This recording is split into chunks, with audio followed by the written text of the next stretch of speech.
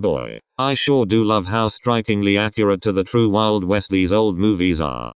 Not so fast. Back up a bit there. You're wrong.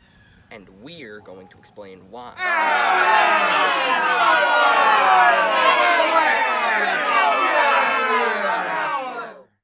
To begin with, a major aspect of these movies is the gunfights. It seems everyone was recklessly cruising around and wreaking havoc with no repercussions, but that's not the case. While not as restricting as those today, several gun control laws were implemented to keep some sense of stability among the West.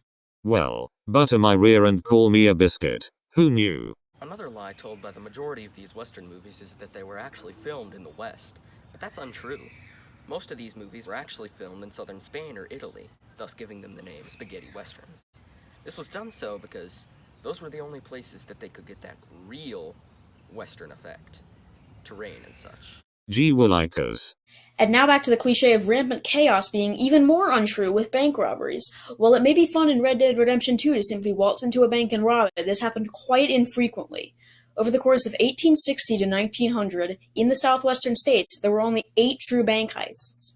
This was often due to the fact that western towns were clustered, so the bank you were robbing was usually just 1 or 2 buildings down from the sheriff's office. Heavens to Betsy. Also, have you ever noticed how it's always a damsel in distress being saved by a male hero in these movies? Well, few of those actually existed, because women played a huge part in the development of the West.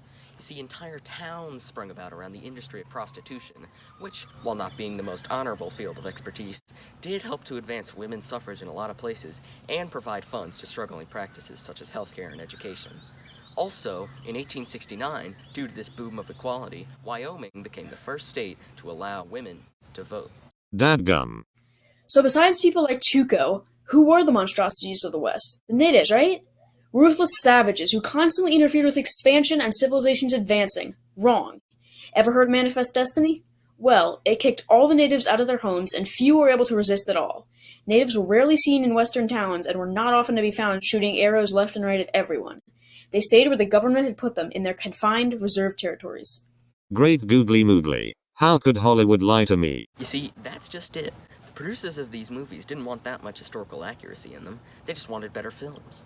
Often, good filmmaking doesn't come with that much historical accuracy, so a lot of the things in these movies are lies. Take, for example, the Pony Express. It was actually a huge expense to the company that owned it, and it wasn't even that effective.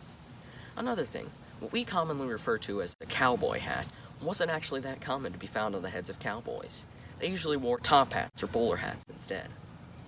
And lastly, camels were actually more common to be found in the wild than horses. This was because camels were brought from Egypt to be bred in captivity, but actually escaped and bred a lot. A lot of the things in these movies were lies, but that was just to make them better. This doesn't make them any less enjoyable to watch. You can say that again. This doesn't make them any less enjoyable to watch. You can say that again. I sure can.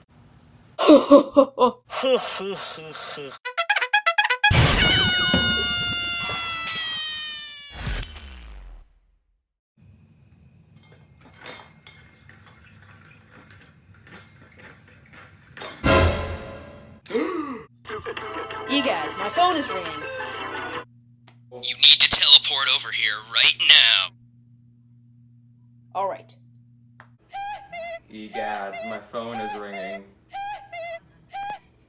Hello? You need to teleport over here right now. But the coronavirus. Hadouken!